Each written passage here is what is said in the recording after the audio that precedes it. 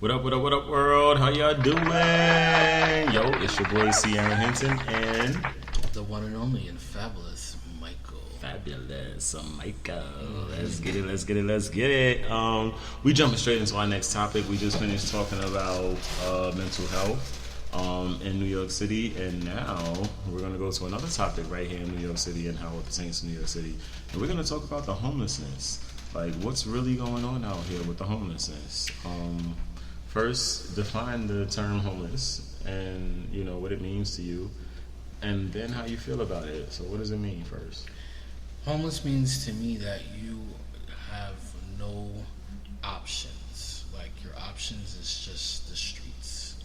Your options is just pretty much, you know, the system, or it's the streets to, you know, your own way of, you know, not having a actual physical, you know, settlement. All right. And how do you feel about that? I feel, you know, homelessness in this city is just way too damn much. It's just, I mean, it's out of control. Like, the numbers of people are just, like, literally, you know, it's exaggerating. Like, it's gotten that bad. But how I feel, you know, it shouldn't be happening. I mean, this homelessness, fortunately, it's pretty much legal here in New York City and here in this whole entire country.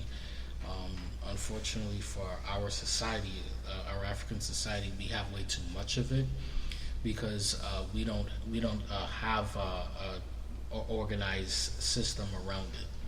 We're dysfunctionally. We're a dysfunctional race of people who do not have any type of closure around, you know, not having exaggerating numbers going to homelessness. Because even if you go back to slavery days, like, slaves were homeless. Yes, slaves were homeless. Well, unless they had a home on a plantation. Right.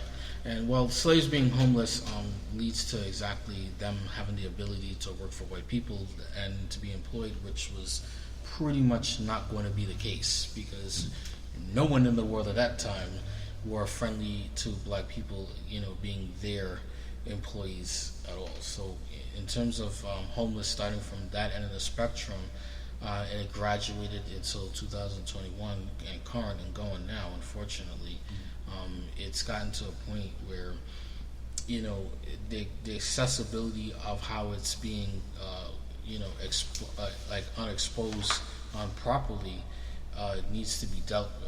But how it should be dealt with, I always feel that it's got to start from, you know, a community base where we're going to tackle this problem and we're going to find ways to, you know, make that necessary change within, you know, our own, you know, elites that have the money, that have the value of having, you know, either housing to employment available at the same time. Okay, I'm definitely there with you. Okay, as it pertains to what you were saying earlier, as far as, like, you know, not having a home, what does it mean when a person who has no home gets a mandate that says shelter in place?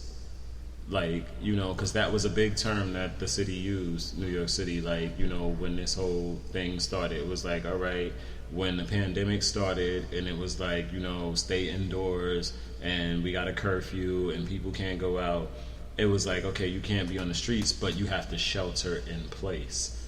What did that mean to you, and how did you feel about that?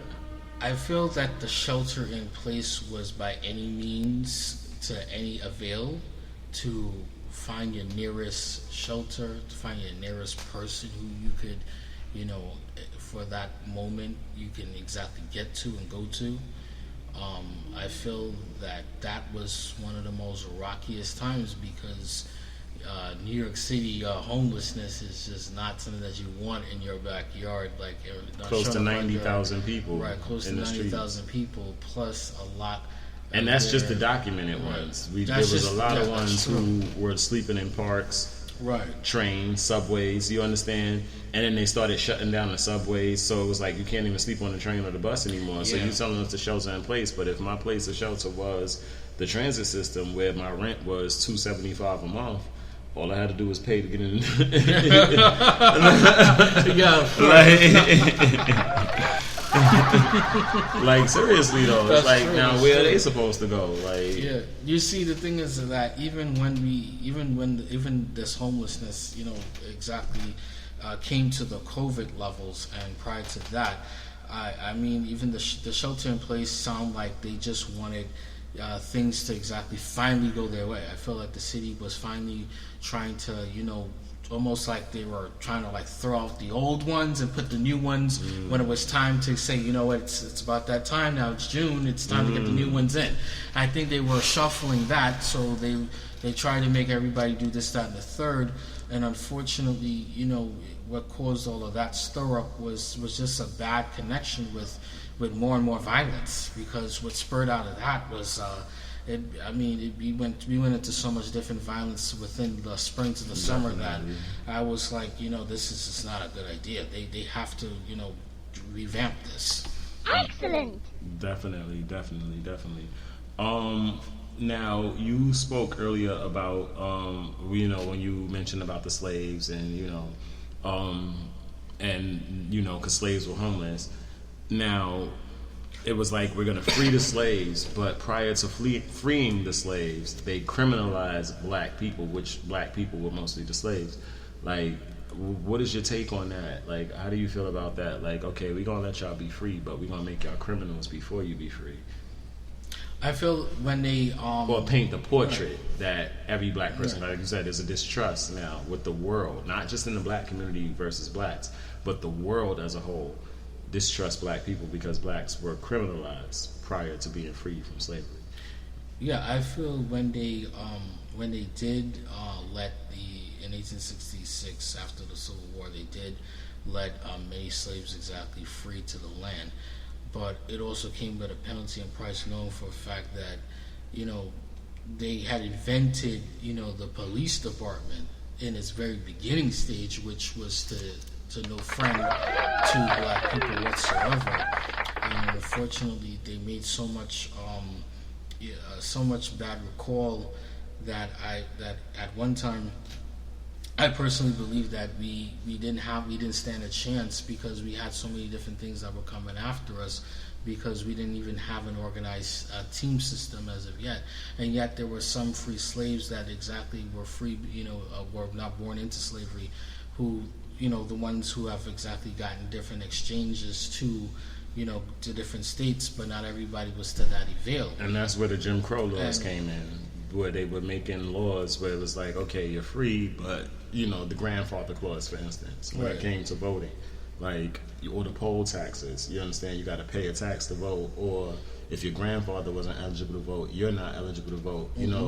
They made all these hurdles for us to have to jump over before we can actually become real, quote-unquote, natural-born citizens, even though a lot of us were born, whether it was into slavery or not, here in America, which made us natural-born citizens. Right. But yet they still were revoking our rights. Right, and the reason why they were doing that, because first through slavery, even when it was happening, even after it was happening, we actually were not considered people at one point in time. And that's a very important piece, because nobody looked at black people as people. They didn't see them as people. They saw them as property.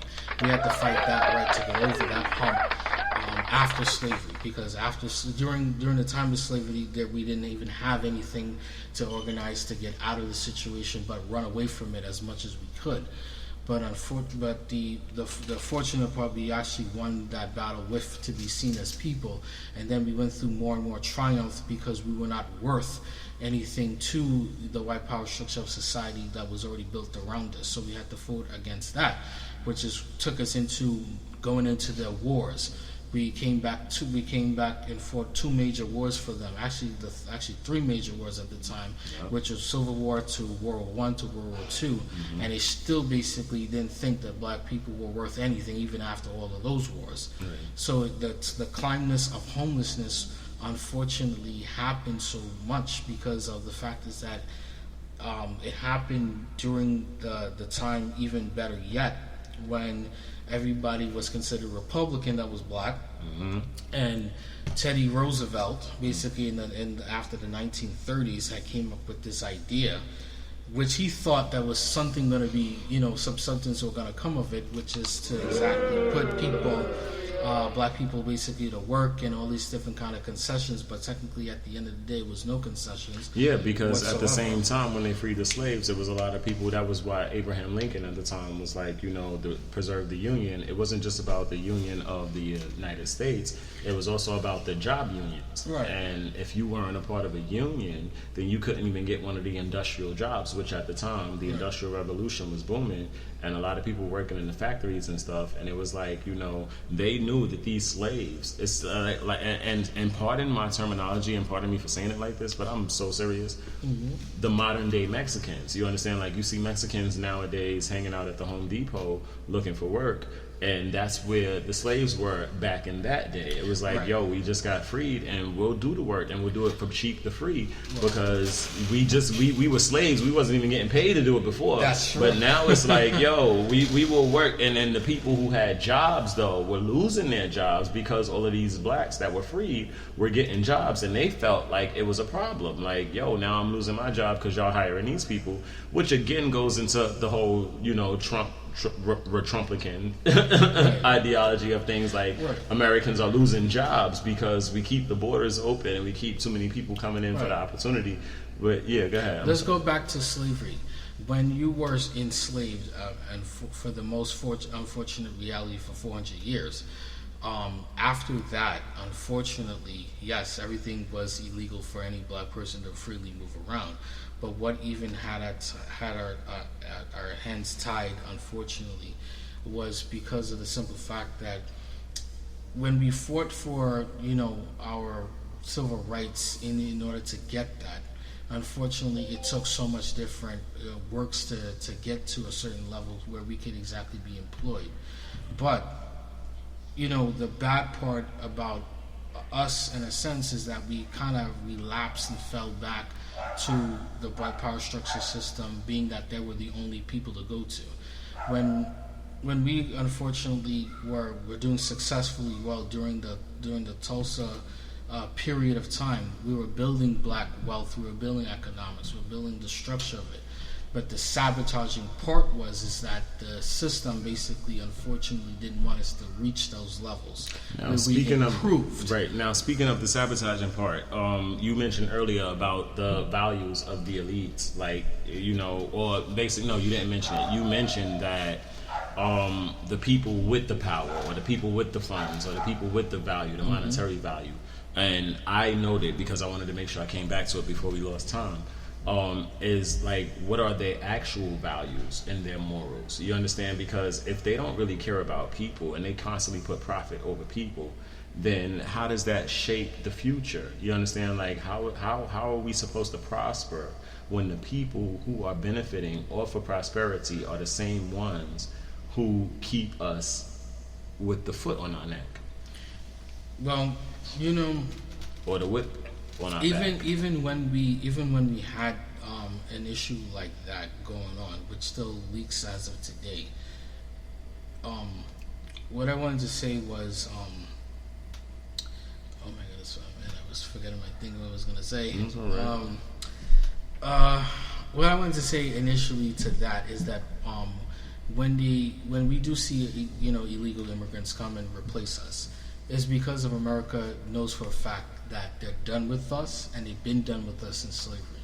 Slavery was the main cause of reason why we were important.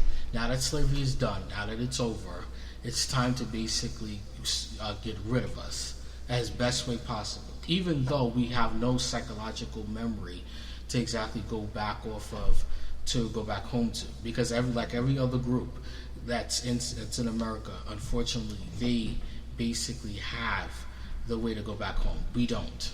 Yes, definitely understood that, and that's part of that Marcus Garvey versus who was the other one? Marcus Garvey. Frederick Douglass. Yes, but Marcus Garvey was the one who was like, "Let's take our asses back to Africa." Well, not quite. Essentially, that's a debate for another time. But yeah, we gotta go. Remember, let's talk about it. 569@gmail.com. definitely shout us out if you want to be a guest or if you just want to, talk about it. Come on the show.